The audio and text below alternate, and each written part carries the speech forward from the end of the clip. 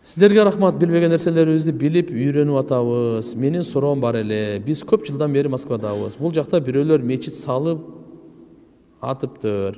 Күйөөм ошол балдарга жардам кылып акча которду. Ошол кылганын сообун өзү эле алабы же үй бүлөсүнө, мисалы аялы балдары дагы соопко жазылабы?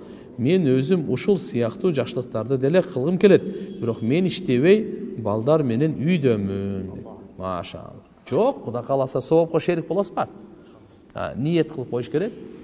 Кыямат күнү эрте Алла субханала ва таала айтат да, имандууларды урпактарынчы, урпактарын, бала чакаларын кошобуз дейт, имандуу кишилергечи. Бул жерде, бул тафсиринде муфассирин, Куран тафсирлөөчүлөр мындай дейт. Атасы көп курбанчылык кылган, бунун даражасы бейиште бийик. Аял бала чакасы андай курбанчылык кылган эмес. Алардын дагы бейиште иманы бар, бирок даражасы төмөн да.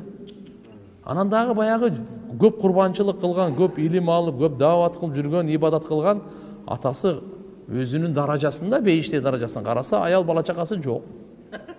Мен аял бала чакам гана деп айтат экен да периштелерге. Периштелер жооп берет экен. Сиздин аял бала чакаңыз бейиште эле, бирок о даражалары төмөн алардыкы. Простой бейиште.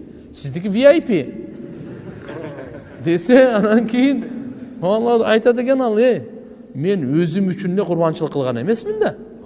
Аял бала чакам үчүн ошолор мен чоң курбанчылык кылганмын десе, периште Алла Таалага айтат экен. Алла, биякта бир бендең ушундай деп атат го биягы. Десе, болду, алар кошуп койгула, туура айтат дейт экен да. Ошентип анан кийин мынау бала чака, аялы андай курбанчылык кылган эмес, бирок барып туруп ошол бүйөөсүнүн машалла курбанчылыгын, атасынын курбанчылыгын чогуу кошуп коет экен да.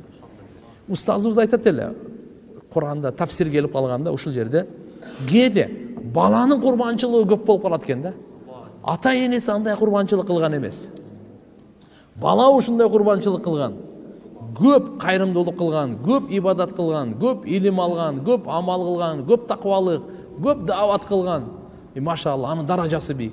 Ата энеси ал дагы айтат экен да. Мен ата энем кана ата энең бар го, бирок басталар жөнөкөйдү деп. Ал дагы Алла деп сураганда, аны да кошот экен да. Мынакей зуррият кошулат деп. Ошондуктан иншалла Кудай кааласа Алланын жолуна чыкканга булар машалла жардам берип атат да. Бар соопторго шерик болот.